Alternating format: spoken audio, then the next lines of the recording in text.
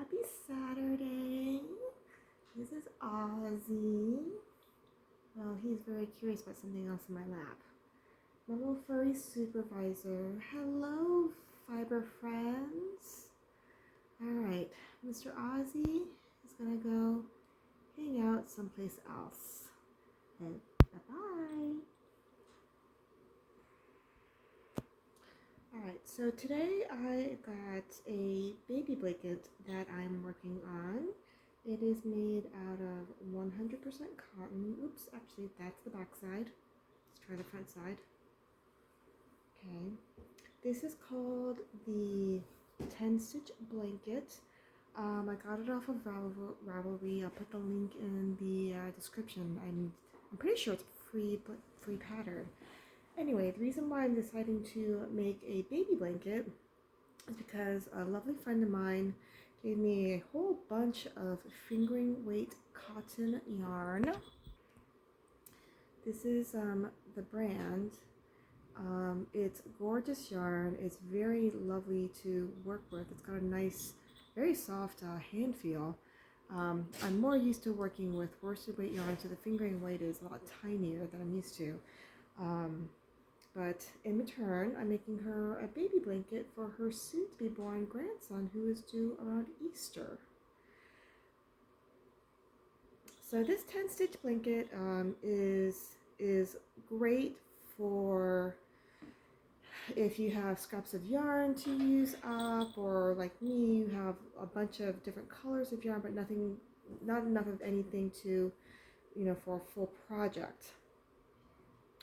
And one of the nice things about this pattern is that it is really mindless. Once you sort of learn how to make the mitered corner and then joining up each side as you go, because you knit, then you join, and you knit, and you just keep on repeating that. It's great to do while watching TV or listening to a podcast, or having your cat sit on your lap and purr away happily.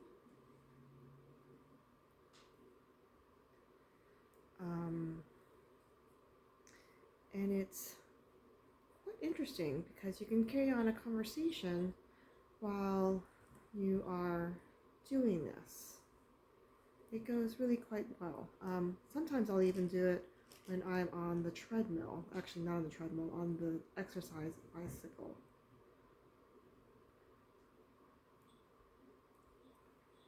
So, crafting and fibering this week, I was able to join the local spinning group, because I also spin fiber as well, at one of the local yarn shops called Hearts on Fiber. It's in Davidson, North Carolina. There were several ladies there, and they actually meet every Friday afternoon from 3 to 5 p.m. I happen to have Friday afternoons off from work, so I'm able to join them, which is lovely. I got into spinning, probably about 7 months ago. It was a byproduct of me getting into weaving on a weaving loom. I have a rigid heddle loom.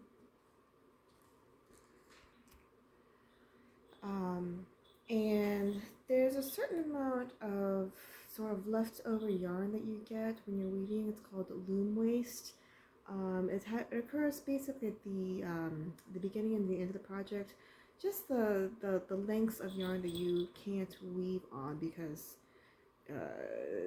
you just can't weave on it.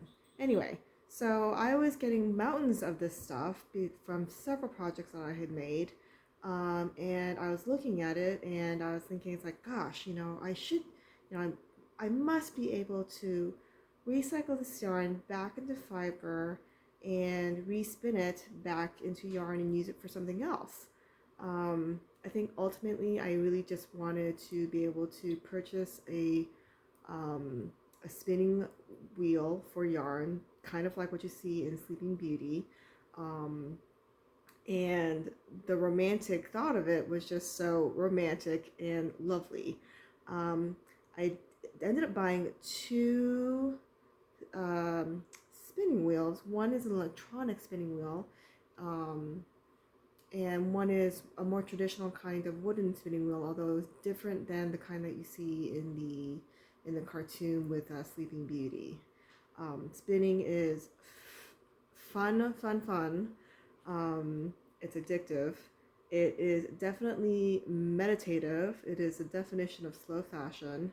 But it's really neat to see, you have a fluffy cloud of fiber be turned magically before your eyes into yarn. Kind of like, knitting or crocheting or any other sort of fiber art in which you magically turn string into a finished product, which is amazing. My cat he actually doesn't really like to per se play with yarn or eat the yarn. He will do it in order to get my attention. And he's trying to get my attention now because he feels like he ought to be fed. He always thinks he's hungry. I got him when he was a bit overweight. But he's trying to get my attention now.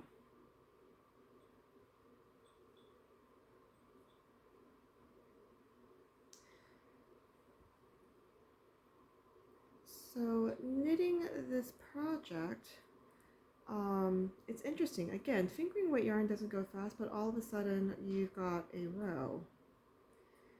And I did want to show you guys how I joined up each row, because it's not difficult, but it is, it took a little bit of figuring out.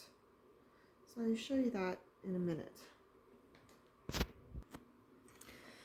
So this is an interesting sort of technique or skill to learn. Again, it's not difficult, but it did take some figuring out. And this is on the 10 stitch blankets and how you basically join the new rows as you go along in the blanket. So it's a garter stitch pattern. You knit every single row, so it's fantastic in some ways for a beginner if you only know the one stitch. And if you have an adventurous beginner, or of course, a more experienced knitter, learning to do the mitered corners and doing this join that I'm doing right now that's about to come up is pretty easy. So I'm down to the last 2 stitches of that. Actually, it's a 12 stitch row because I made it bigger to make the project go faster. So I'm going to knit into this one. I'm going to bring the yarn forward, slip this knit over, bring the yarn back. That's really what's called a wrap and turn. It's kind of like it is a short row. And then I'm going to join the row by knitting into this bar right here, which is the outside bar of that sort of knitted stitch on the row. Bring that stitch through. Going to slip this stitch over. I skipped knitting this stitch, if you remember. Slip it over, okay? And that row is complete, and I'm just going to turn my project. Get my needle out of the way. And basically knit what I refer to in my brain as the back side of the row. And I'll take care of that. You just keep on knitting away. I love knitting, especially very simple and straightforward projects, because it's very mindless. It can be very meditative or mindful if you are into doing mindfulness. And if you have sort of a busier job like me, it's something that you can do just on autopilot, which is wonderful. So I'm going to show you that technique one more time. You get to the end of the row here. I am a continental knitter, as you can see. I came to knitting from crochet and never really transferred the yarn to my right hand, since I was already comfortable knitting with the yarn in my left hand, I just kept on doing that. All right, so I'm in the last 2 stitches of that front side row, as I refer to it. This is the front side of the work. So I'm going to knit this stitch, going to bring the yarn forward. I'm going to slip into the next stitch purlwise, bring it over, bring the working yarn back, find that bar of the end of the row, pick up a stitch, and pass that slip stitch over. And there we go. And that's how the additional strips get joined together. And it's really quite neat. It's magical. Thank you so much for joining me this week. Hopefully I'll see you next week. Those who are new, thank you for joining. Those who are returning, thank you for coming back. And I'll see you next time. Have a lovely week. Take care. Bye-bye.